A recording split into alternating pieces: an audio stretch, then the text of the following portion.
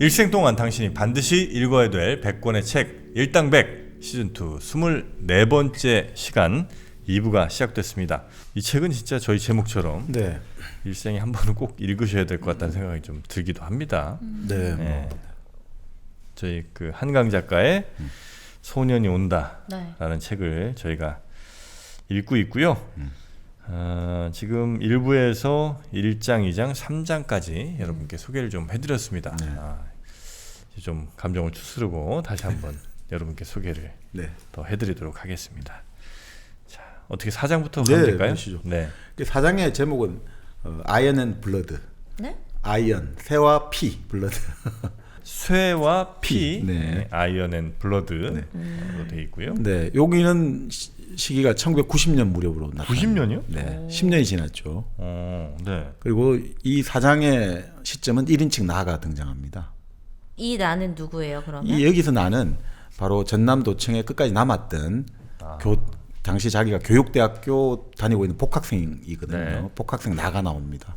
아, 그럼 이분은 살아남은 거예요? 그렇죠, 그렇죠. 오. 도청에서 마지막에 붙잡혀가지고 네. 결국 그 뭐 체포되고 이제 투옥되기도 한 네. 사람이죠. 근데 이 사람은 뭐 어떤 이제 나가 나와서 이야기하냐면, 자 5.18의 진실을 파헤치는 연구자 윤이라는 사람이 있어요. 그 연구자 윤한테 이제 자기 그 이야기를 들려주는 거죠. 네. 그날 무슨 일이 있었고, 네. 또 바로 그때 같이 도청에서 같이 붙잡혔던 김진수라는 대학교 신입생 네. 관련된 이야기를 해주는 거예요. 네.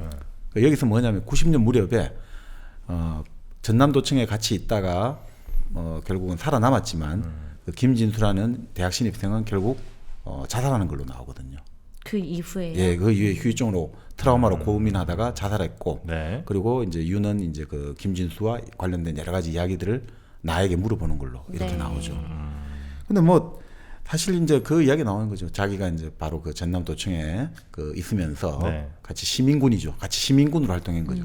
어떤 일이 있어났고, 그리고 우리가 전남도청에서 그 잡힌 이후로 감옥에서 유치장에서 얼마나 많은 고통과 고문을 겪었고, 네. 이런 이야기들이 쫙 나오고 있습니다. 네. 그리고 그 이후에 이제 그 사실 뭐 징역을 아주 중형을 받았지만 다 가짜잖아요. 어떻든 이 사람들 뭐 죄를 그러니까 죄명을 만들어낸 것 자체가. 그렇죠. 그러니까 결국 다 이제 몇 달 안 돼가지고 특사로 다 풀려났고. 아, 그렇게 오래 사신 분은 없었어요, 감옥에? 많지는 않았습니다. 아니, 물론 뭐 많은 분 했습니다만 결국 그 자체가 뭐 말이 안 되는 혐의였기 때문에 네. 막 처음에 1심에 막 중형을 때렸지만 결국은 다 풀어줬다는 거죠. 네. 네. 그 결국 근데 그 이후에 이 사람들의 삶이 아닌 거죠. 결국 네. 학교를 제대로 다닐 수가 없었고, 네. 그 트라우마 때문에 택시 운전도 하다가 뭐 온갖 일을 다 하다가 네. 잠을 못 이루는 거예요. 그 고통 때문에. 그래서 맨날 수면제하고 술을 마시고 자고, 또 같이 나온 사람은 그 어떤 감정 충동, 이게 뭐라고 해야 되나, 통제가 안 되는 거예요. 그래서 사람들하고 시비가 붙고 칼을 들고 하다가 결국은 이제 정신병원으로 강제로 입원되고, 이런 사람들이 참 많았습니다. 그러니까 그런 이야기들을 하는데, 그 이야기하면서 나중에 결국 죽은 그 아까 말씀드린 김진수의 그 유서하고 사진이 같이 나왔다는 거예요. 그 사진이 뭐냐면 바로 죽은 중학생, 그 바로 동호의 사진이 나온 거죠. 어머. 왜 나오죠? 어떻게 나왔냐면 네. 그 동호가 어떻게 죽었는지가 이제 여기서 나오거든요. 네. 그러니까 사람들이 동호가 가라고 했는데 끝까지 남아 있는 애들이 몇 명 있었단 말이에요. 네, 네. 근데 이 아이들에게는 너희들은 지금 캐비넷에 숨어 있다가 다 이제 총소리가 끝이고 나면 너희들 자 손 들고 이렇게 나오면 다 살려주니까 그렇게 나와라, 이렇게 이제 사람들이 부탁을 해놨는데, 근데 이렇게 4명이 쭉 일렬로 내려오는데 이제 계엄군 장교가 그냥 총으로 갈겨가지고 다 죽여버리는 걸로 나와요. 그러니까 일렬로 내려온 애들이 바로 총에 맞아가 한 줄로 나란히 죽어가지고 있는 사진을 찍어놓은 거를 이제 발견을 해가지고 계속해서 이제 이 김준수는 갖고 다녔던 거죠. 결국 자기가 이 애를 죽게 만들었다. 죽인 거나 마찬가지다. 그런 죄책감을 가지고. 그래서 결국 그 사진에서 이제 결국은 동호는 이렇게 죽었구나라는 게 드러나는 거죠. 그러니까 그 상황에서도 진짜 죄책감을 가져야 될 사람 따로 있는데, 그렇지. 엉뚱한 사람들이 죄책감을 갖게 되는 그 상황을 그렇죠. 좀 썼군요. 네. 그러니까 사실 여기서 보면 이제 그 전남도청에서 결국 그 잡혀가지고 수감이 됐지 않습니까? 네. 네. 그 수감된 이제 참상이 나오거든요. 이제 고문 당하고 어떻게 고통 당했냐. 결국 이거죠. 우리가 마치 아우슈비츠 수용소의 참상을 보듯이 그렇게 쭉 나오고 있습니다. 그러니까 결국은 이런 거죠. 5.18 이후 5월 27일 이후에 이제 사람들은 또 어떤 고통을 겪었는가가 나오는 거죠. 아, 우리는 그냥 5월 27일까지만 알고 있는데 그렇죠. 그 이후에 예. 사실은 그 이후 삶이 더 지옥 어우, 같았을 예. 것 같아요. 실제로 그리고 이런 게 나오거든요. 그리고 이거는 바로 5월의 사회과학 최정원 교수 책에도 그 정언들은 다 그 공식적인 정언 체록을 네. 해가지고 네, 네. 나타나는데 처음에 사람들이 전부 다 손가락에 어떤 흰 약솜들을 다 끼고 있는 거예요. 손가락마다 흰 약솜을. 약솜? 예.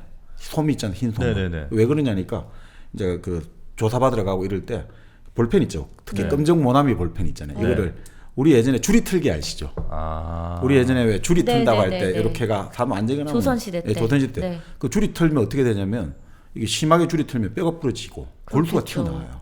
그 정도로 줄이가 무섭거든요. 피 비에 나오고 하는 거 봤잖아요. 네네네. 그러면 손가락도 줄이를 틀 수 있는 거예요. 그러면 볼펜도. 모나미 볼펜으로 이렇게 해가지고 줄이를 트니까 나중에 어떻게 됩니까? 이게 다 찢어져가 뼈까지 다 드러나거든요. 항상 진물이 흐르는 거예요. 그러니까 항상 전부 다 흰 솜을 전부 다 아, 그러니까 이 볼펜으로 줄이를 트니까 그 이후로는 모나미 1호 그 있잖아요. 검정 볼펜 봐도 깜짝깜짝 놀라는 거예요. 그렇겠네요. 사랑하는 이 고문의 도구니까 네, 네, 그렇게 네. 생각이 됐다는 거죠. 그러면서 이제 자기 수감된 방에 수감된 방이 얼마나 좁겠습니까? 그런데 90명 가까이가 수감됐다는 거예요. 90명이 한 방이요? 한 방에. 그러니까 완전 빽빽한 방이고 잠도 못 잔다 이거죠. 근데 그 와중에 이제 뭐 정자를 해야 돼요. 딱 그냥 조금도 움직이면 안 돼요. 그 조금도 눈동자 움직이면 담배를 피우고 있다가 담배불로 눈을 찢기도 했다는 거예요. 그 기록이 다 나와요. 이 책에도 나오고 모든 기록에 다 나오는데 그리고 사람들이 잠을 못 자게 하고 물을 안 주니까 갈증이 엄청 심할 거 아닙니까? 네네. 그럼 나중에 군인들이 오줌을 주고 오줌을 받아 마시게 하고 그런 식으로 인간 이하의 모욕을 주는 거죠. 너희들은 인간이 아니야 라는 모욕을 주가지고 이렇게 하는 것들이 많이 나오죠. 그러니까 이게 참 보고 있으면 야 이게 진짜 우리에 일어났던 일인가 싶은데 네. 이건 다 이제 그 정언을 하고 있는 거니까. 근데 그 군인들은 어떻게 그럴 수가 있었을까요? 그 사람들도 근데 트라우마가 생기지 않았을까? 말은 막 그게 이제 그 그렇게 해도 박하사탕 그렇죠. 그게 나타나고 있습니다. 그러니까 사실 네. 그 왜 그렇게 잔인한 그 행동을 하고 네. 위에서 인간 이하의 시키니까. 짓을 했을까? 근데 위에서 그렇게 구체적으로 지시를 했을까 이거죠. 위에서 구체적으로 본래 진압 훈련에 보면 반드시 얼굴 쪽을 때리면 안 된단 말이죠. 진압봉으로 제압을 할 때도 뭐 이렇게 하복부라든지 이렇게 돼 있지 얼굴은 피해야 되거든요. 맞으면 얼굴 맞으면 예를 들어 머리를 맞으면 두개골 함몰돼 버린다든지 내진탕 이렇게 갖고 정말 큰 잘못하면 죽을 수 있기 때문에 그런데도 불구하고 이제 왜 이렇게 됐느냐 네. 네. 그 여러 가지 해석은 나오는데 일단 뭐 공수부대가 본래 네. 임무가 뭡니까? 대한민국의 최정예 부대잖아요. 공수부대 임무는 유사시 전쟁이 났을 때 적 후방에 침투해가지고 그 교란 작전을 한다든지 정말 목숨을 걸고 하는 네네. 전쟁을 하는 사람들이잖아요. 그런 사람을 우리 같은 국민의 도시에 투입한 것 자체가 잘못 아니냐. 그런 사람들을 아니, 그런 사람들은 전쟁을 하는 사람들을 전문 훈련 받은 예, 사람들인데 예, 민간인을 상대로 무조건 이 전쟁의 승리를 위해서만 움직이는 네. 사람들이지 그렇죠. 뭐 어떤 전쟁의 진압? 어떤 규칙을 지킨다거나 이런 거는 무관한 사람들일 수 네네. 있으니까. 네네. 근데 이제 이럴 수는 있는 거죠. 왜 투입을 먼저 했느냐? 네. 아까 말씀드린 79년 바로 부마 항쟁 때 네. 공수부대를 투입해가지고 조기에 진압이 되더라 이거죠. 그러니까 초기에 싹 잡으려고 그렇죠. 초기에 하는구나. 아까 말한 전시적 폭력을 행사해버리면 감히 엄두도 못 낼 거야. 대들 엄두도. 이렇게 생각을 했을 수도 있고 또 하나가 공수부대 같은 경우는 대한민국 대통령이 작전권을 행사하거든요. 아. 우리가 한미연합사가 70년대 만들어져 가지고 네. 한미연합사가 국군에 대한 작전권을 행사한다고 알려졌지 않습니까? 네네. 근데 대통령이 작전권을 행사할 수 있는 부대가 2개가 있어요. 그게 바로 수도경비사령부하고 공수 수방사. 네, 특전사령부는 대통령이 작전권을 행사할 수 있어요. 미군이 개입할 수가 없어요. 그러니까 이거 그러면은 그 대통령이 어쨌든 그렇게 하라고 시킨 거 아니에요? 근데 대통령도 예를 들면 야 다 조져버려 뭐 이런 식으로 얘기는 할 수 있겠지만 네네.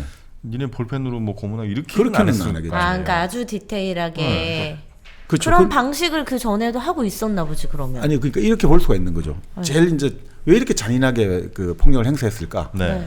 첫 번째는 그 공수 부대의 대부분의 이제 그 요원들이 하사관 출신이 많거든요. 공수 부대를 구성하는 사람들이 하사관들이 많아요. 직업군인들. 아, 그렇죠. 그냥 일반 뭐 네. 상병, 뭐 이병 이런 친구들은 많이 없죠. 그렇죠. 직업군인들이 많을 수밖에 없잖아요. 그러다 보니까 이분들의 대부분이 베트남전 참전 경험이 상당하다는 거예요. 베트남 전쟁에 참전한 네. 경험들. 근데요? 근데 베트남 전쟁에서 우리 이제 군이 그 베트남에 가서 저질렀던 여러 가지 또 폭력들이 네, 많이 네. 드러나고 있지 않습니까? 네. 그러니까 이 책이라든지 여러 가지 다른 기록을 보면 이렇게 나옵니다. 한 공수부대 군인은 이 사람들을 모아놓고 대금을 꺼내 휘두르면서 이 그 혹시 좀 대금으로 베트남에서 네, 이 대금으로 내가 베트남 여자의 가슴을 40개를 잘랐다. 그러면서 이 사람들 막 머리카락을 막 자르니까 바로 한 번에 머리카락이 수북이 떨어져 나가고 이런 식이었다는 거죠. 그만큼 이제 이 폭력을 이미 체험을 해왔다는 거죠. 베트남에서 이미 네. 한번 하고 그 가혹한 와서. 폭력의 체험들이 그러니까 흔히 많이 그런 말한 거죠. 이런 폭력의 맛을 봤단 말이죠. 아. 그러니까 이 사람들을 그냥 일반 민간에 풀어버렸을 때 딱 전제가 하나거든요. 총알만 쏘지 마라.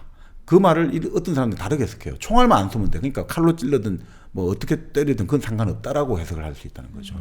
그리고 그것들을 지휘관들은 은근히 방치를 했다라고 볼 수가 있다는 거죠. 네. 그리고 그런 것들 하나에다가 또 하나가 당시에 10월 달부터 결국은 부마 그 이후로 계속해서 비상이 걸려 있었단 말이죠. 전군에 비상 계엄이 되고 네. 그러면서 특히 공수특전단 같은 경우도 충정 작전 훈련이라고 하죠. 이 진압하는 훈련들. 그걸 계속해서 6, 7개월 동안 받고 있는 상태인 거예요. 아, 굉장히 누적이 됐겠군요. 엄청나게 이 불만과 이 피로가 누적돼 있는 상태죠. 거기에다가 또 그 당시만 해도 대학 진학률이 아주 낮았거든요. 네. 대학에 가는 사람들은 일종의 특권 계급처럼 생각돼 있는 거죠. 그러니까 이 보통은 또 이 군에 직업 군인 하시는 그 장교들도 장교 말고 보통 이제 또 장교 이하분들은 가정 환경이 그렇게 부유한 편이 아니잖아요. 돈을 벌기 위해서. 그런데 그 사람들 직업군을 보기에는 택했으니. 황당한 거죠. 아니 대학생이란 저 팔자 좋은 놈들이 대학 다니면서 데모나 하고 우리는 네. 저 놈들 뒤치다거리 하다가 우리가 완전히 이게 뭐하냐. 네. 우리는 휴가도 못 가고 지금 훈련만 받고 있고 이런 것들에 대한 불만. 약간 개인적인 그런 분풀이 같은 것도 들어간 네. 거네요. 그러니까 이 작전명이 그 바로 공수부대가 80년 5월 18일 투입됐을 때 작전명이 화려한 휴가란 말이죠. 휴가 개념인 휴가 거예요, 이게. 가려고. 그러니까 너 마음대로 풀어버린 거예요, 그 도시에다가. 화려한 휴가예요, 작전명이. 그러니까 이런 여러 가지 것들을 봤을 때 이 사람들이 풀려났을 때 어마어마한 폭력이 행사될 것이라는 거는 우리가 뭐 명약 관화한 거죠. 네, 네. 근데 나머지 다른 군인들도 짐작을 못했대요. 근데 신군부의 대부분은 공수부대 출신들이 많았거든요. 공수부대 지휘관 출신들이. 그러니까 다른 일반 군인들 출신들은 너무나 깜짝 놀랐다는 거죠. 이런 폭력의 양상에 대해 가지고. 그 당시 광주 전남 지역에 계엄 사령관을 했던 윤흥정 장군 같은 경우는 얼마나 막 항의가 빗발칠 거 아닙니까? 5월 18일 이제 전역에서 어떻게 이럴 수가 있냐니까. 네, 네. 뭐 근데 왜 베트남전에 다녀왔던 사람들에 대한 거는 저는 이번에 그러니까 처음 들었거든요. 그분들이 거기서 그렇게 악행을 뭐 저지르. 이것도 약간 최근에 밝혀진 내용들 아닌가요? 그 90년대 이제 베트남하고 소교를 하면서 네. 그것들 이제 우리 쪽 여러 가지 시민 단체들도 이런 것들에 대해서 우리가 먼저 진상을 밝히고 사과를 해야 된다. 그 관련해 가지고 또 이제 베트남에 참전했던 또 베트남전 참전했던 여러 또 군인 분들 입장에서는 또 여러 가지 불편한 것들이 많고 해가지고 안 했죠, 근데 사과 했어요? 사과를 하긴 했죠 한번. 근데 대통령 사과가 네. 했긴 했을 겁니다. 그러니까 그게 아주 좀 우리도 이게 뭐라고 해야 될까요? 이게 그죠? 대통령 수준에서 김대중 대통령 때부터 해가 조금씩은 했을 겁니다. 그렇구나. 당시에 계엄사령관을 했던 광주 전남 지역 계엄사령관을 지낸 윤흥정 정교사 사령관은 네. 그 5월 18일 이 공수부대의 무차별한 완전히 정말 야만적 진압에 항의하는 각계 인사들이 막 전화가 빗발치니까 군복을 입고 있다는 게 부끄러울 지경이었다라고 증언하고 있거든요. 근데 그럼 위에서도 그런 보고가 들어가지 않았을까요? 근데 아까 말씀드린 대로 네. 신군부 바로 전두환을 네. 위시한 신군부 인사들은 별로 그렇게 놀라지 않았다는 거죠. 이제 그런데 익숙해 있더라는 거죠. 네. 그러니까 이 다른 장군들. 근데 문제는 그 뭐 공수부대만의 문제는 아니고 결국 이런 것들이 에스컬레이트 되면요. 나중에는 그 진압에 들어왔던 주요 핵심 부대는 24단이거든요. 24단. 24단 공수부대 그리고 심지어 그 다 광주 같이. 전남 지역 향토 사단들도 다 같이 잔인성의 경쟁을 벌였다고도 하죠.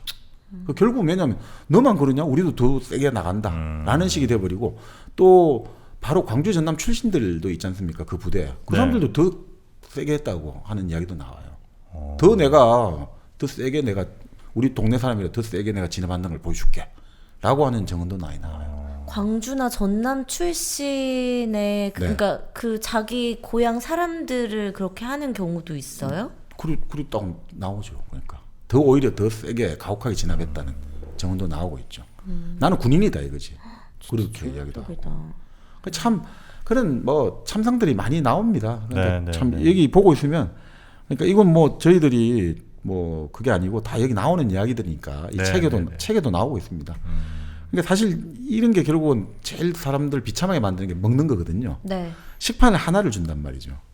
식판 하나에 2명이 먹게 하거든요. 그럼 서로가 어떻게 되겠어요? 또 경쟁하네. 경쟁하고 서로가 미워지고 너 이렇게 먹으면 나 어떡해? 완전 서로가 인간 이하로 만들어버리는 거죠. 근데 본래 이거 가지고 이렇게 많이 하거든요. 그리고 제 아는 선배도 예전에 유치원 갔을 때 제일 열받는 게 빵 들어왔는데 자기 혼자 몰래 먹는 같이 운동하다 들어왔는데도 혼자 몰래 빵 먹는 거 보고 너무 격분했다는 거죠. 제일 사실 먹는 거 문제가 민감하지더라는 거예요. 그 안에서.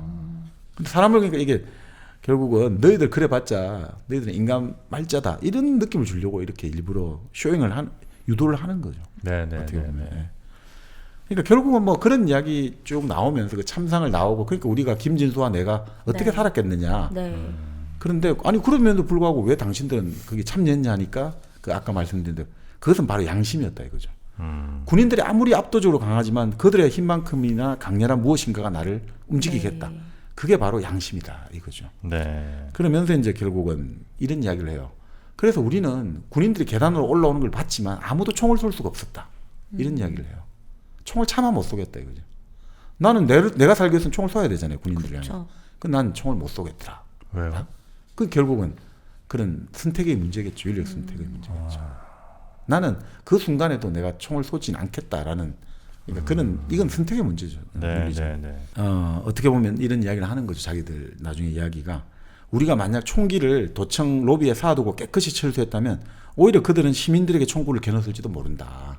아까 그런 이야기인데 광주에서 안 일어났다면 다른 지역에서 일어났지만 폭력이란 게 이미 한번 분출할 출구를 찾고 있었기 때문에 한번 점화된 폭력은 반드시 한번 휘둘러지고 났어야 이게 잠잠해진다는 거죠. 이 전쟁이라든지 이런 게 참 무서운 게 이런 것 같습니다. 결국 그 하나의 어떤 폭력이 한번 휘둘러지면 제어가 안 되거든요. 반드시 피를 봐야지만 좀 잠잠해지거든요.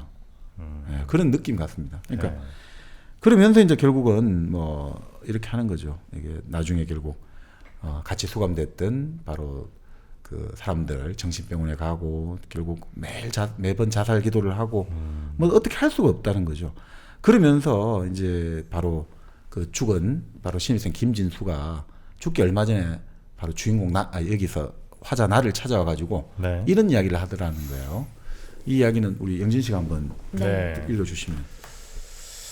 이건 누구한테 하는 말인가요? 그러니까 바로 자살한 김진수가 지금 나에게 하는 이야기죠. 그러니까 형, 영혼이란 건 아무것도 아닌 건가? 아니, 그건 무슨 유리 같은 건가? 유리는 투명하고 깨지기 쉽지. 그게 유리의 본성이지. 그러니까 유리로 만든 물건은 조심해서 다뤄야 하는 거지. 금이 가거나 부서지면 못 쓰게 되니까. 버려야 하니까.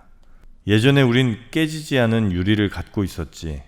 그게 유리인지 뭔지 확인도 안 해본 단단하고 투명한 진짜였지. 그러니까 우린 부서지면서 우리가 영혼을 갖고 있었다는 걸 보여준 거지. 진짜 유리로 만들어진 인간이었다는 걸 증명한 거야. 무슨 뜻일까요? 제가 전체적으로 읽질 않아서.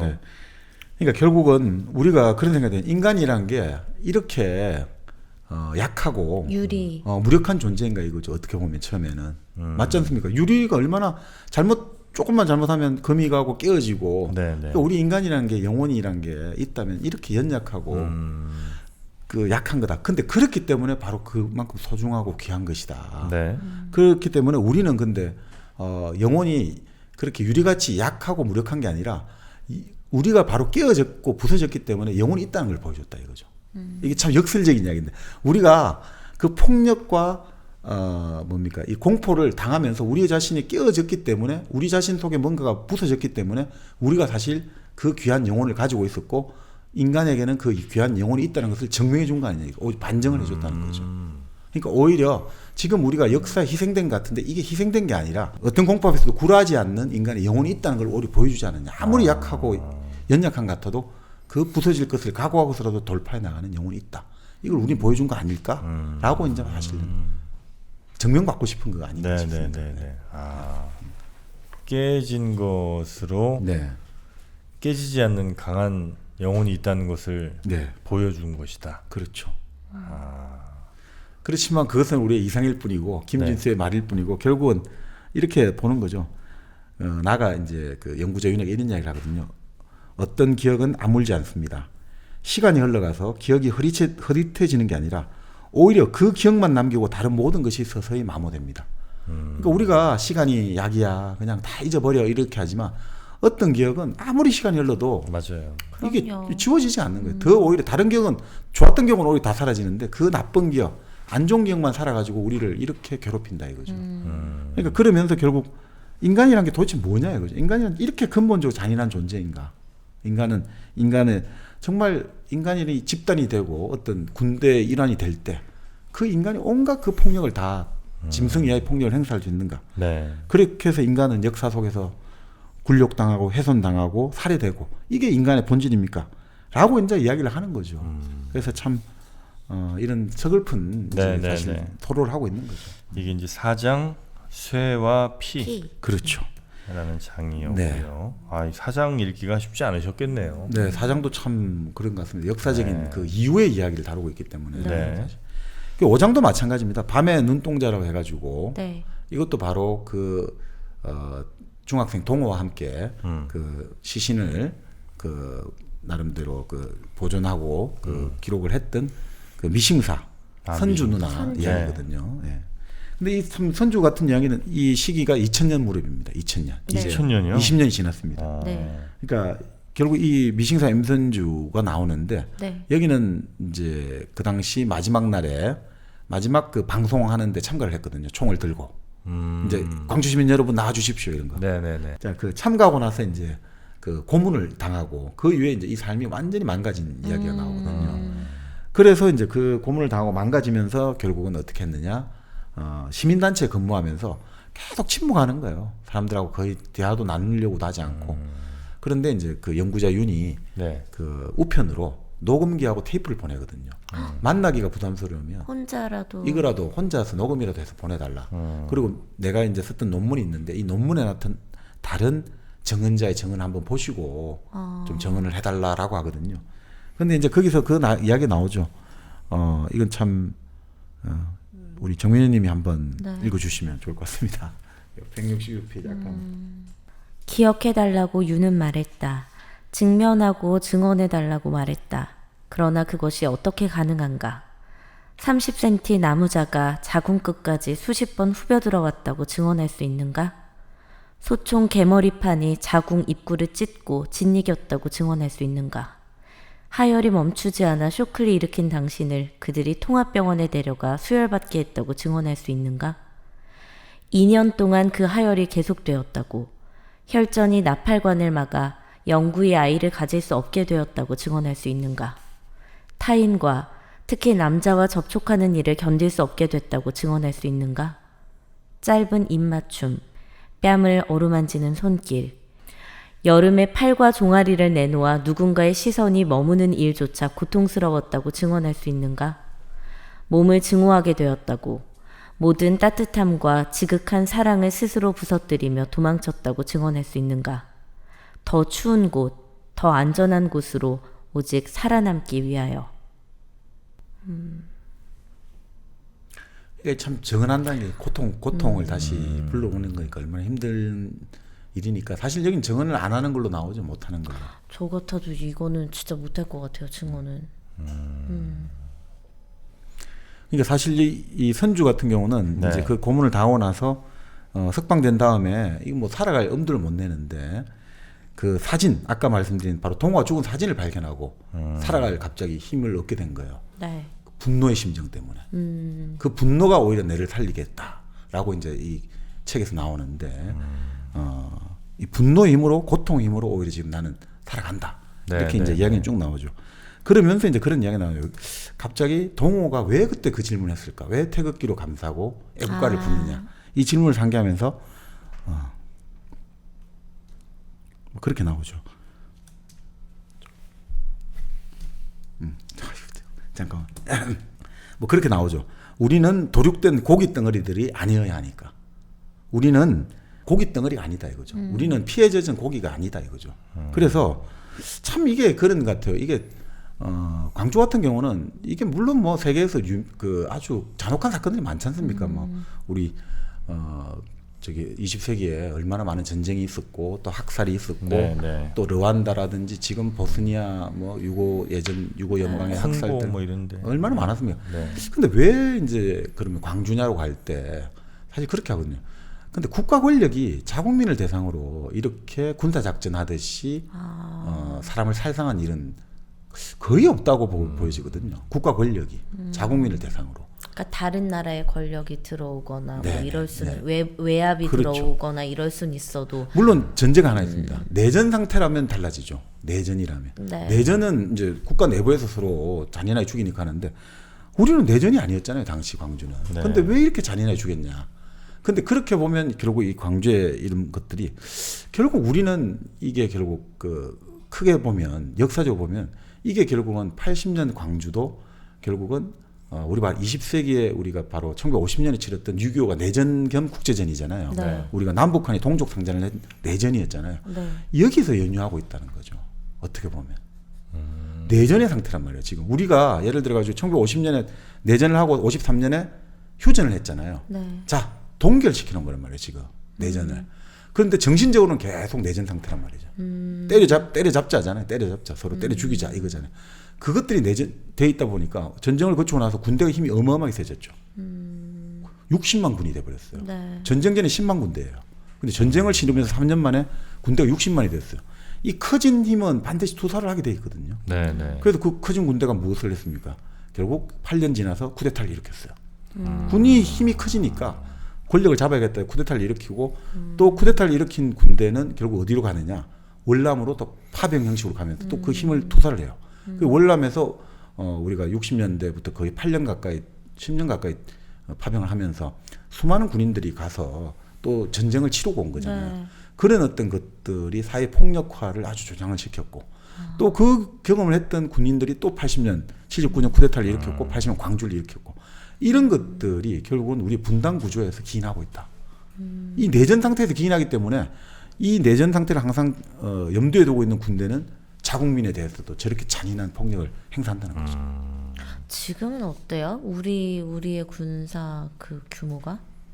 지금도 뭐 거의 그 수준이죠. 60만 대군. 아, 똑같아요? 근데 바로 80년 광주가 있었기 때문에 네. 이제는 어떻게 되느냐. 폭력으로 갈등을 해결하는 것은 수단이 될 수 없다는 게 광주로 인해서 드러나 버린 거죠. 그래서 광주가 대단하다는 거죠. 민주주의의 마지막 보루가 됐던 이유가 더 이상 안 된다는 거죠. 이게 진짜 위대한 겁니다. 그러니까 더 이상은 네. 군대의 군사력으로 그 국가 민간인 우리 국민에게 총불을 들이대는 건 절대 안 된다는 네. 게 이제 이것들이 입증된 게 바로 광주란 말이죠. 그 국민을 향해서 총불을 돌린 사람들이 사형 선고를 받는다는 게 바로 4.19의 교훈이잖아요. 네. 그래서 80년 광주에서는 처음에는 총만 쏘지 말라고 됐던 거예요. 처음에는.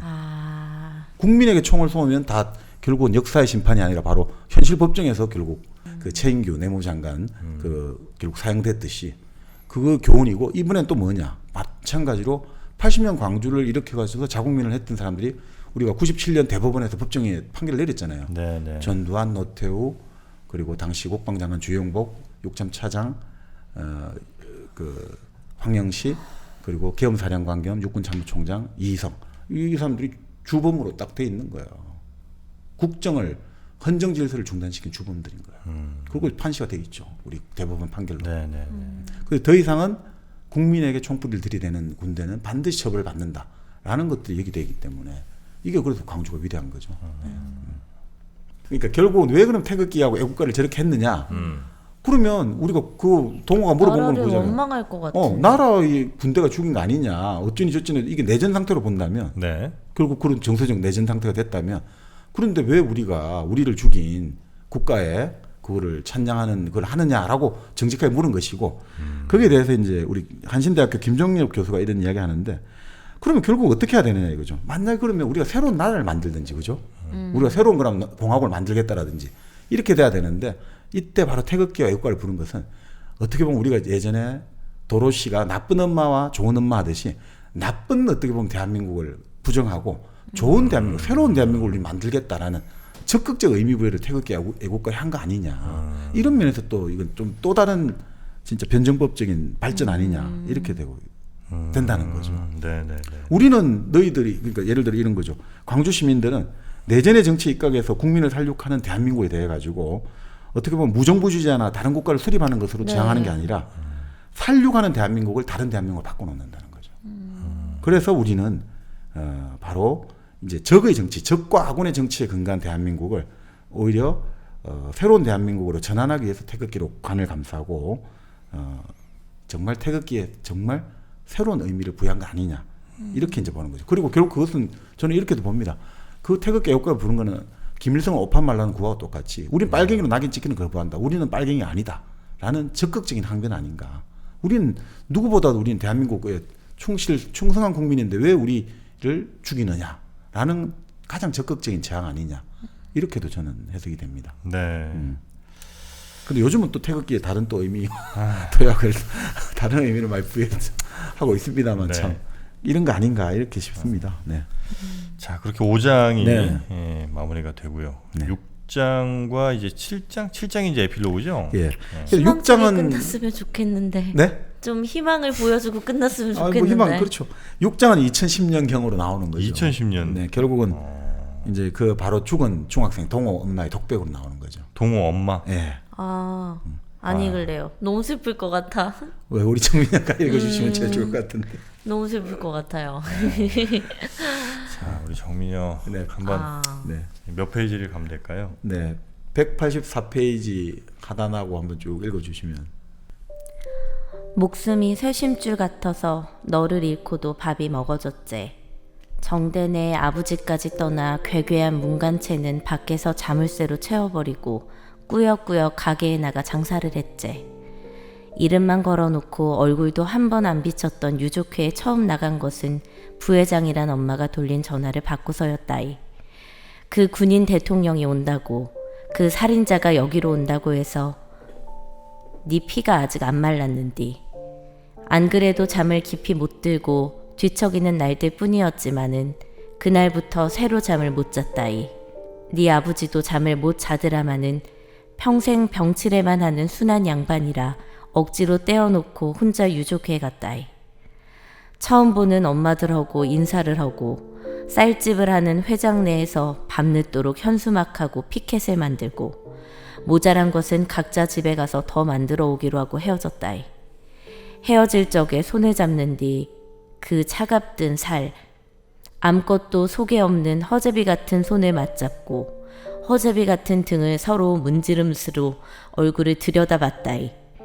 얼굴 속에도 아무것도 없고 눈 속에도 아무것도 없는 우리들이 내일 보자는 인사를 했다이. 무섭지 않았어야. 죽어도 좋다는 마음인데 무서울 것이 어디 있겠냐. 다 같이 소복을 입고 그 살인자가 탄 승용차가 오기를 기다렸다이. 정말로 아침 일찍 그놈이 나타났다이. 소리를 맞춰서 구호를 외칠라던 계획은 엉망이 됐다이. 다들 울부짖고 졸도하고 머리는 헝클어지고 소복은 찢어졌다이. 현수막은 펼쳤다가 바로 뺏겼다이. 경찰서에 다 같이 끌려가 넋을 잃고 앉아있는데 우리하고 다른 곳에서 시위하기로 했던 부상자회 청년들이 잡혀 들어왔다이. 시무룩이 줄을 서서 들어오다가 우리하고 눈이 마주쳤는데 한 청년이 갑자기 울면서 소리쳤다이. 엄마들 여기서 왜 이러고 있소? 엄마들이 무슨 죄를 지었소? 그 순간 내 머릿속이 멍해졌어야. 하얗게, 온 세상이 하얗게 보였어야. 찢어진 소복 치마를 걷고 탁자 위로 올라갔다이. 더듬더듬 조그만 소리로 중얼거렸어야. 맞아, 내가 무슨 죄를 지었단가. 날개가 달린 것 같이 형사들 책상 위를 공중공중 건너갔다이. 벽에 걸린 살인자 사진을 끌어내렸다이. 밟아 부순 게 발에 유리가 박혔다. 눈물이 흐르는지도 피가 튀는지도 몰랐다. 발에서 피가 솟은 게 형사들이 나를 병원으로 싣고 가더라야. 너희 아버지가 연락받고 응급실로 왔어야. 의사하고 간호사가 내 발 바닥을 갈라서 유리 조각을 뽑고 붕대를 감는 뒤 내가 너희 아버지한테 부탁했다. 집에 좀 댕겨오소. 어젯밤에 만들어 놓고 안 가져온 현수막 하나가 농 속에 있어. 그날 해질녘에 너희 아버지 어깨를 짚고 절름절름 옥상에 올라갔다. 난간에 기대서서 현수막을 길게 내리고 소리 질렀다. 내 아들을 살려내라. 살인마 전두환을 찢어 죽이자. 정수리까지 피가 뜨거워지게 소리 질렀다. 경찰들이 비상계단으로 올라올 때까지, 나를 들쳐매고서 입원실 침대에 던져놓을 때까지 그렇게 소리 질렀다.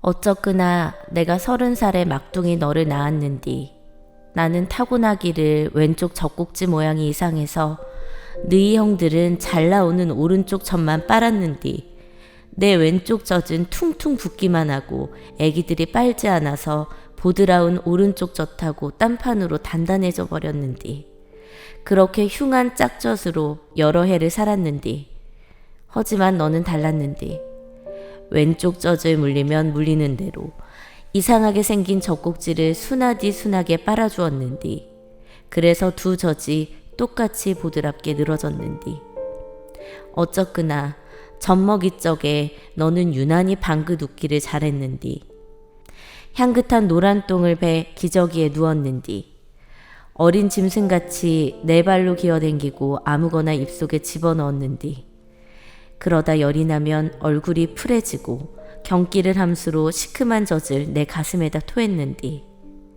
어쩌구나 젖을 뗄 적에 너는 손톱이 종이매니로 얇아질 때까지 엄지손가락을 빨았는디 온나 이리 온나 손뼉 치는 내 앞으로 한 발 두 발 걸음마를 떼었는디 웃음을 물고 7걸음을 걸어 나한테 안겼는디 8살 묵었을 때 네가 그랬는디 난 여름은 싫지만 여름밤이 좋아. 아무것도 아닌 그 말이 듣기 좋아서 나는 네가 시인이 되려는가 속으로 생각했는디 여름밤 마당 평상에서 너희 아버지하고 삼형제하고 같이 수박을 먹을 적에 입가에 묻은 끈끈하고 다디단 수박물을 네가 혀로 더듬어 핥을 적에 네 중학교 학생증에서 사진만 오려갖고 지갑 속에 넣어놨다이 낮이나 밤이나 텅 빈 집이지만은 아무도 찾아올 일 없는 새벽에 하얀 습자지로 여러 번 접어 싸놓은 네 얼굴을 펼쳐본다.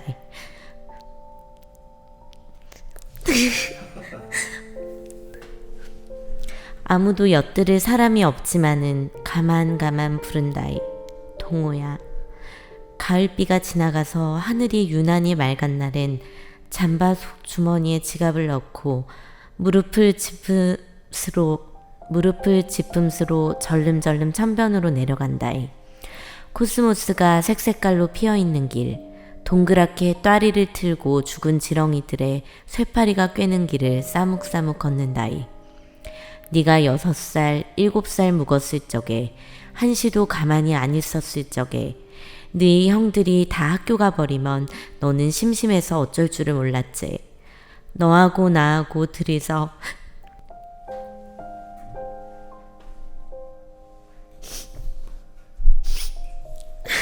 너무 슬퍼. 너하고 나하고 둘이서 너희 아버지가 있는 가게까지 날마다 천변길로 걸어갔지. 나무 그늘이 햇빛을 가리는 것을 너는 싫어했지. 조그만 것이 힘도 쉬고 고집도 쉬어서 힘껏 내 손목을 밝은 쪽으로 끌었지. 수치 적고 가늘디 가는 머리카락 속가장 땀이 나서 반짝함스로 아픈 것 매니로 쌕쌕 숨을 몰아쉼스로 엄마 저쪽으로 가. 기왕이면 햇빛 있는 데로. 못 이기는 척 나는 한없이 네 손에 끌려 걸어갔지. 엄마 저기 밝은 데는 꽃도 많이 폈네. 왜 깜깜한 데로 가. 저쪽으로 가. 꽃빛 쪽으로. 아 죄송합니다. 네. 이건 편집해야겠군요. 편집하겠지 뭐. 네. 뭐 이렇게 이제 동호 어머니께서 네네. 동호를 기억하면서 쓰시는 말하시는 내용들이 이제 6장 독백이죠. 네, 독백으로 채워져 있고요. 사실 뭐 자식을 죽으면 그 단장의 슬픔이라고 하잖아요. 장이 네, 끊어지는 네. 슬픔이라고 하니까 뭐 다들 뭐 짐작을 못하는 심정이겠습니다만, 근데 그런 대목이 나오죠. 여기서 보면 동 엄마가 목숨이 새 심줄 같아서 너를 잃고도 밥이 먹어졌지 이런 말 나오죠. 참 이게 사람인 거예요, 그죠? 맞아요. 그 예전에 우리 강상준 교수님 이야기도 했습니다만 그분도 자식이 이제 자살을 했거든요. 너무너무 슬프고 하늘이 무너진 것 같은데 근데 어느 순간 밥을 먹고 있는 자기 자신을 발견했다는 거예요. 그럴 때 이 자기 자신에 대한 혐오감이 밀려오더라 이거죠. 근데 그럼에도 사람은 또 살잖아요. 오디세우스에 보면 우리 폴리페모스에게 자기 동료들이 다 잡아먹히고 도망을 쳐 와가지고 섬에 도착한 다음에 사람들이 음식을 먹고 나서 배가 부르고 나니까 갑자기 죽은 동료가 생각이 나서 막 엉엉 울다가 잠이 든다 이러잖아요. 결국 또 그런 게 사람이기도 하죠. 그런데 결국 기억하니까 사람은 이제 사람이 되는 거죠. 네. 그러면 네. 이제 이 한강 작가의 소년이 온다 네. 마지막 에필로그를 향해서 그렇죠. 가야 되겠군요. 그 에필로그가 이제 눈 덮인 램프입니다. 이게 눈 참 덮인 램프? 예, 램프. 이게 참 의미가 심장한 것 같은데요.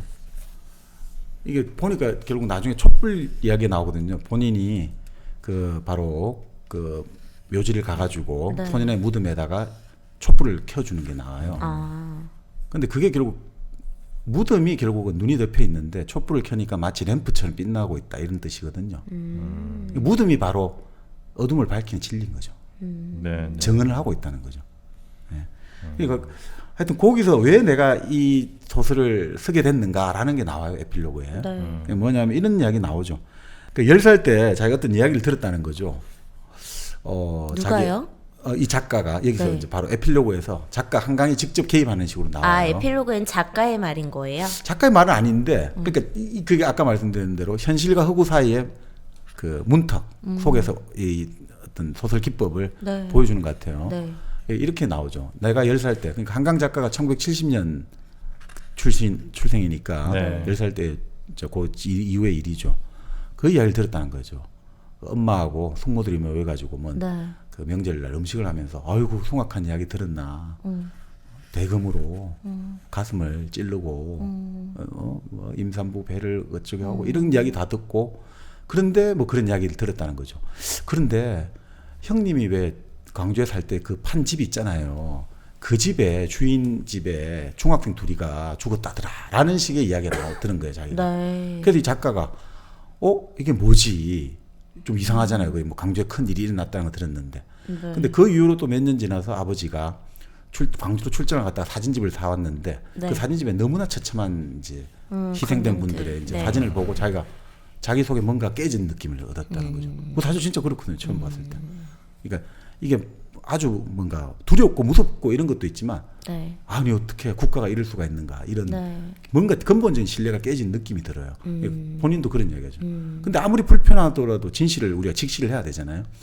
그러면서 이제 결국 이 작가는 이 소설을 결국 생각을 할 때 그때 그 자기가 살았던 그 방에 살았을 그 중학생들 나는 그 여름을 건너왔는데 그 중학생은 그 여름을 건너지 못했다. 그런 이제 발상을 해가지고 내가 건너온 그 여름을 왜 그 아이들은 건너오지 못했을까? 그러면서 이제 또 그 이야기를 하는 거죠. 근데 이런 광주는 계속해서 모욕도 되고 있고 짓밟히고 있다. 2009년에 용산, 뭐 세월호 계속 이런 식으로 그러면서 이런 것들이 계속해서 일어나고 있고 이 모욕을 더 이상 당하는 일이 없도록 하기 위해서 조금이라도 나는 기억을 되살려야겠다. 네. 라고 이제 이 소설을 이제 선글로 이야기가 나오는 거죠. 네. 그래서 이제 동호의 작은형에 해당되는 분을 만나서 인터뷰한 이야기도 나오거든요. 네. 예, 소설적 기법입니다만. 네. 근데 왜 이제 만나냐면 고민을 했는데 네. 제대로 서달라고. 그러니까 그 당시 참상을. 그렇죠. 네, 네. 그리고 더 이상 내 동생을 모독할 수 없게 해달라고. 네. 당신이 정말 이 소설에서 그러니까 사실 예전에 우리 이병주 작가 그런 이야기를 했는데 정말 최고의 소설은 독재자나 누구나 읽으면 마음의 변화를 일으켜 눈물을 툭툭 떨어뜨리게 하고 정말 무서운 그 공포심을 불러일으키고 이런 게 진짜 소설이고 최고의 음악은 이 음악을 듣자마자 모든 사람들이 마음에 애심이 일어나고 독재자한테는 아예 이 음악이 들리지 않게 하든지 아니면 듣고 완전히 회심을 일으키고 이런 게 문학이고 예술이 돼야 되지 않느냐. 근데 문학과 예술은 아무것도 하는 게 없다. 무력할 뿐이다. 라고 토론했지만 오히려 그렇기 때문에 또 문학과 예술이 끈질기게 오래 가고 있는 거죠. 예, 무용하다. 어떻게 보면 힘이 없잖아요. 이게 근본적으로. 네. 바로 근데 꼭 그렇지는 않다는 게 이제 이거죠. 그러면서 이제 그 더 이상 못 오갈 수 없도록 이제 써달라 이러면서 근데 결국 인간이란 무엇인가 참 이 작가가 고민을 많이 했다는 거예요. 이 책을 광주를 갖고 썼지만 자기는 인간이란 무엇인가를 정말 탐구하고 싶었다는 거예요. 근데 더 재밌는 이야기가 인간이란 무엇인가 보다 그러면 인간이 무엇이 되지 않도록 하기 위해서는 뭐가 돼야 되는가. 그러니까 인간이란 무엇인가를 막 우리가 인간이란 뭐다라고 규정하기보다 인간이 짐승이다. 그러니까 짐승이 안 되게 하기 위해서 우리가 해야 되는 것은 무엇인가로 방향을 돌려야 된다는 거예요. 오히려 맞잖아요, 그죠? 인간은 무엇인가를 찾는 것보다는 그럼 인간이 짐승이다라든지 이런 걸로 안 되도록 하기 위해서 해야 되는 것들 그게 인간적인 것일 거잖아요. 그러니까 어떤 뭐 거대한 위대한 사람이 되고 막 사상가가 되고 이러는 걸 바라는 게 아니고 최소한 짐승만은 되지 말자 그렇죠. 이런 의미인 바로 거죠. 그런 뜻이죠. 근데 그러면서 이제 이 책에서 좀 재밌는 부분들이 나와요. 그냥 특별하게 잔인한 군인들이 있고 아주 네. 그나마 그 군인 그 정말 사람을 뭐 예를 들어 그 명령이 정말 비윤리적이고 반인도적인 명령이 떨어지는데도 주저하는 군인들이 있단 말이죠. 네. 여기 그런 대목이 나요. 어떤 군인들은 그런 거 있잖아요. 아까 말씀드린 동호같이 이게 항복을 하고 나는 어린애들한테 저것들 지금 말이야. 저것들이 일부러 저것도 살아보려고 저렇게 하네 하면서 총을 드르륵 걸갖고 다 죽이고 나서도 사람들에게 야, 나 영화처럼 멋지지 않냐? 라는 식으로 이렇게 하는 사람도 있고 또 어떤 사람은 야, 사람을 패라고 맥값을 받았으면 패야지. 그러니까 왜 우리가 그렇게 가혹하게 진압을 했느냐? 그치. 아니 우리 보고 가혹하게 해라고 우리를 키웠는데 우리가 해야지. 이렇게 한다 이거죠. 근데 어떤 군인들은 그 와중에도 상처 입은 시민을 들고 병원에 와서 탁 네. 내려주고 가는 군인도 있고 총을 더 위로 쏘고 사람을 절대 겨냥하지 않겠다 이런 사람도 있고 막 군가 부르고 있는 와중에도 입을 꽉 다물고 있는 사람도 있고 그 사진 찍힌 게 있거든요. 절대 안 탁 그냥 이렇게 하는 사람도 있고 왜 사람마다 달라지냐 이거 이게 진짜 이게 뭐냐라고 이 질문을 던지고 있는 거죠. 네. 그러니까 아무리 그러니까 뭔가 우리가 같은 학교에 나오고 같은 교육을 받고 해도 왜 어떤 군인은 특별히 잔인하고 어떤 군인은 좀 달라지나 이거 진짜 본성인가? 이거를 이제 한번 질문을 하는 거죠. 네. 그 왜일 것 교육의 같습니까? 차이인가? 교육도 같이 받잖아요. 그죠? 성격, 한번 우리 한번 고민을 해보죠. 가정 환경, 타고난 성격. 우리 예전에 한번 했던 게 답이 좀 있을 것 같습니다. 우리 그 한나 아렌트 예, 악의 예루살렘의 평범, 아이기만 평범성. 네네 그때 바로 한번 다뤘잖아요. 예. 아이만 아주 평범한 사람이잖아요. 네. 동네 아저씨. 네. 근데 저 사람이 어떻게 수백만을 유태인을 가장 효율적으로 죽이는 파이널 솔루션을 만들고 집행하고 했는가. 그래서 그 재판을 한 날은 쭉 지켜보면서 그런 이야기했잖아. 그 악의 평범성, 뭐 진부성, 상투성 이런 이야기하지만 그 이야기를 했잖아요. 그러니까 이 재밌는 이야기가 들어요. 김정육 교수의 말인데요. 그 사실은 그 아이만에 보면 그 재판 과정에서 그 아이만 같이 그래 악독한 인간들이 있는 반면에 그 독일군 하사관 안톤 슈미트라는 사람이 나와요. 네. 그 사람은 어떤 사람이냐면 독일 하사관인데도 서류를 유지하고 군용 토력을 지원해가지고 유태인 사람들을 돕다가 나중에 발각돼서 처형당하거든요. 그 같은 독일군인데도 한 명은 600만 죽이려고 빨리 더 발광을 하고 한 명은 어떻게든 도와주려고 하다가 자기 처형까지 당하는 사람이 나와요. 그러니까 이게 왜 이러냐 이거죠. 결국은 이런 거다죠. 어떤 공포나 어떤 억압 정책에서 대부분의 사람들은 따라가는데 어떤 사람들은 안 따라간다. 네. 그것은 뭐냐? 생각한다 이거죠. 생각한다. 그때도 그랬잖아요. 아이만은 결국 진부한 말, 상투적인 말만 계속 늘어났죠. 생각을 안 하잖아요. 생각을 안 한다. 네, 그냥 네. 명령이니까 제일 좋죠. 아니 난 명령대로 했다. 위에서 지시대로 했다. 우리가 무슨 영혼이 있느냐. 우리는 하라면 하고 까라면 깐다. 이렇게 한단 말이죠. 그런데 어떤 사람은 그렇게 안 한단 말이죠. 근데 이게 그러면 왜 이러냐라고 할 때 이런 것 같아요. 그러니까 아무리 명령이라도 우리가 명령을 딱 받잖아요. 네. 명령을 받는 과정에서 있잖아요. 사람의 자기 판단이라든지 의지가 개입되는 부분이 반드시 생겨요. 그렇겠죠. 예를 들어 명령이 이렇게 나오잖아요. 자, 도청을 진압해라라고 나오잖아요. 진압해라. 네. 근데 도청을 진압해라 하면 도청을 우리가 딱 장악하면 되는 거잖아요. 네. 근데 도청을 진압할 때 어떤 군인들은 좀 더 특별하게 투항한 사람도 있잖아요. 항복하고 손 들고 나온 사람. 그 사람들한테 그 있잖아요. 들고 차고 그다음에 그 등 위에 올라가지고 완전 개선 장군처럼 딱 그 있잖아요. 야 사진 찍어 하면서 그렇게 더 의기양양하게 사람들을 막 괴롭히고 또 아까 말씀드린 대로 투항자는 그 예를 들어 이런 거잖아요. 저항을 하는 사람, 반항을 하는 사람은 사살해도 좋다라고 명령이 갈 거 아니에요. 반항을 하는 자는 네. 그렇게 반드시 전제가 붙을게요. 극렬 반항자는 사살해라. 라는데 그거를 이렇게 하는 거죠. 바꿔가지고 아니 그러니까 저것도 항복하고 나오는 것도 간접적인 반항이다. 라는 식으로 적극적으로 해석을 해가지고 쏴 죽인다 이거죠. 게임처럼. 아까 말씀드린 대로 그 광주에 5.18 투입이 됐을 때 네. 총을 쏘지 말라니까 총 안 쏘면 되잖아. 대금 찌르고 하는 건 좋지 않느냐라는 식인 거죠. 그게 뭐냐면 바로 그런 어떤 순간이 올 때 사람이 주체가 개입할 지점이 있는데 이때 반드시 명령이라 하더라도 내가 즐길 수 있는 부분이 있다는 거죠. 폭력을 행사하는 즐겁잖아요. 내 마음대로 할 수 있다는 거. 그럴 때 어떤 사람들은 딱 그 지점에서 아 이것이 어떤 인간의 존엄이라든지 아니면 이건 뭔가가 차마 그럴 수 없는 부분들. 네. 이거는 인도주의적인 청 이것들을 포착하고 감지하는 능력이 있다는 거죠. 사람 반드시. 근데 그것들을 그래서 어떤 사람들은 그걸 거절한다는 거죠. 이 지점에서 나는 아무리 이것들이 명령이라 하더라도 사람을 이건 할 수가 없어. 라고 반드시 거절하는 몇몇 소수가 있다는 거죠.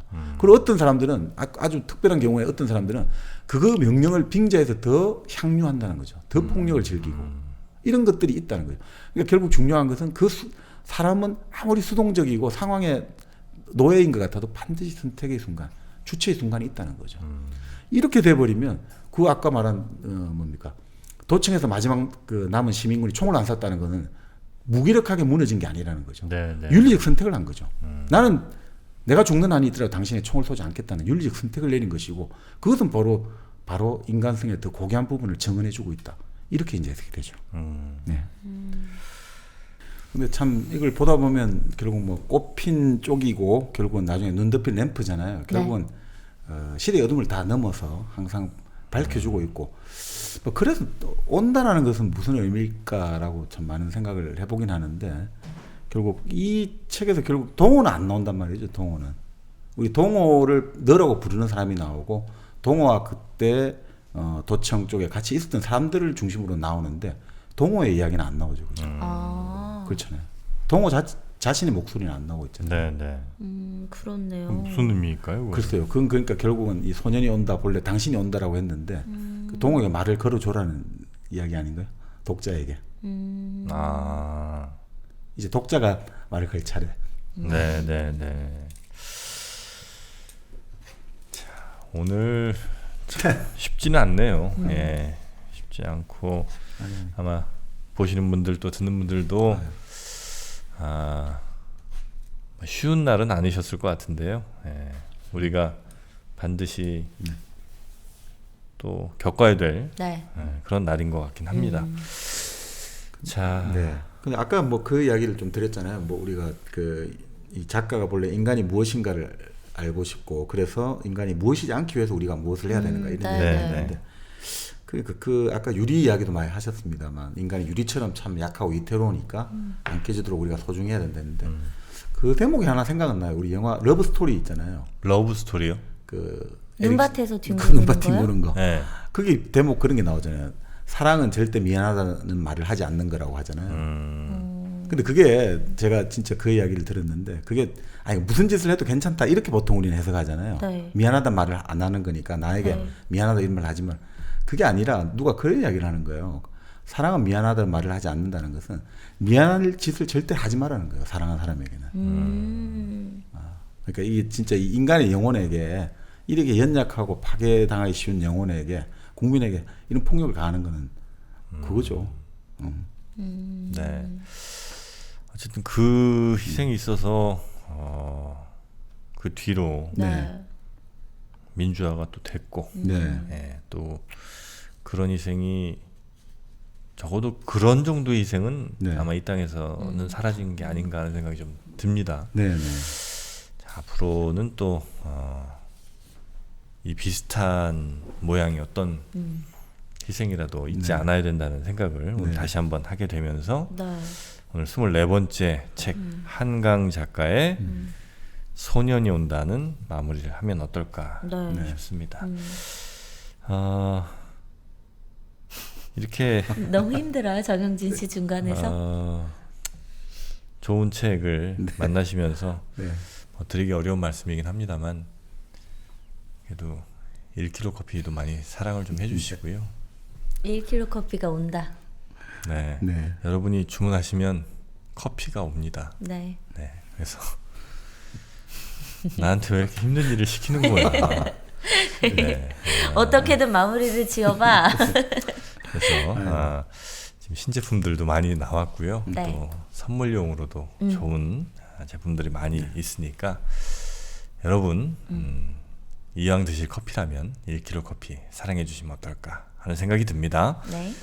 1kg 커피는요 포털 사이트에서 1kg 커피 검색하셔도 되고요. 저희 팟빵 게시판 공지사항을 보시면 링크도 있습니다. 혹은 1kg 커피 앱을 다운받으시면 더욱더 편하게 주문하실 수가 있겠습니다. 자, 그럼 저희는 오늘도 다음 주는 좀 밝은 걸로 가죠. 다음 주 무조건 네. 밝은 걸로 가겠습니다. 텐션 올리죠. 네. 끝으로 또 아이큐의 노래 들으면서 오늘도 갑니다. 네, 갑니까?